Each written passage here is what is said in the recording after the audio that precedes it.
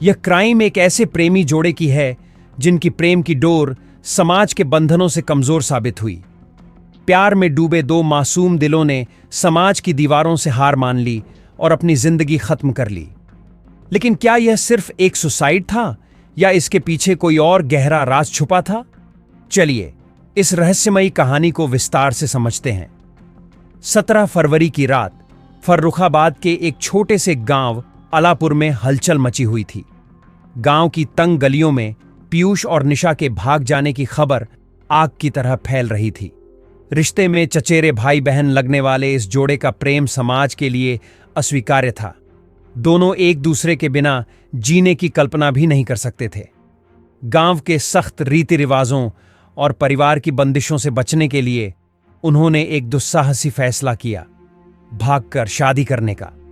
रात के अंधेरे में जब पूरा गांव गहरी नींद में था, दोनों ने अपना सामान समेटा और चुपचाप घर छोड़ दिया।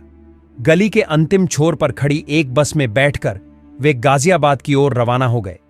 18 फरवरी को पीयूष और निशा ने गाजियाबाद के कविनगर इलाके में एक छोटे से कमरे को किराए पर लिया। यहां उनका कोई जानने वाला नहीं था। यह जगह उनके लिए एक नई जिंदगी की शुरुआत थी। मंदिर में शादी कर लेने के बाद वे एक पति पत्नी की तरह रहने लगे। पीयूष ने एक निजी कंपनी में नौकरी ज्वाइन कर ली, जबकि निशा घर पर ही रहती थी। लेकिन इस नए शहर में भी डर उनके साथ था। हर आहट उन्हें इस बात का एहसास दिलाती कि कहीं कोई उन्हें ढूंढते हुए यहां न आ जाए। 21 फरवरी की सुबह कविनगर पुलिस स्टेशन को एक फोन कॉल मिला। कॉल करने वाला मकान मालिक था, जिसने बताया कि उसके किराएदार ने दरवाजा नहीं खोला और अंदर से किसी अनहोनी की आशंका थी। पुलिस तुरंत मौके पर पहुंची। जब दरवाजा तोड़ा गया तो सामने का दृश्य बेहद डरावना था। कमरे के अंदर 2 अलग अलग पंखों से झूलते हुए शव पाए गए।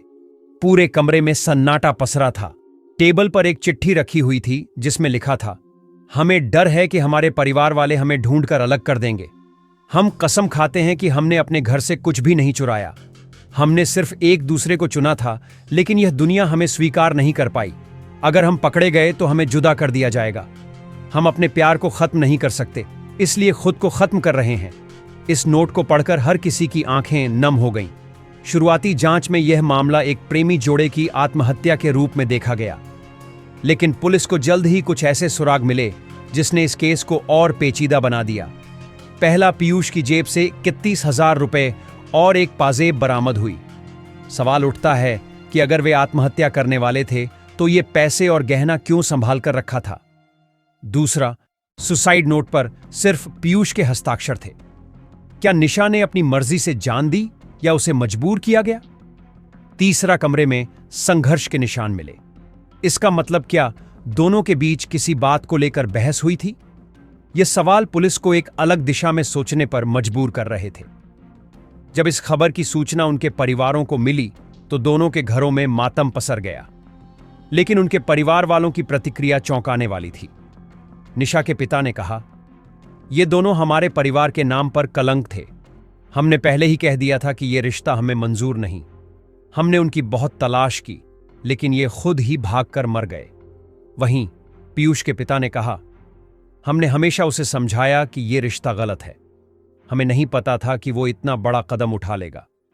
परिवार की ठंडी प्रतिक्रिया इस बात को और पुख्ता कर रही थी कि शायद इस मामले में सच्चाई कुछ और ही है। पोस्टमार्टम के बाद दोनों शवों को परिवारों को सौंप दिया गया।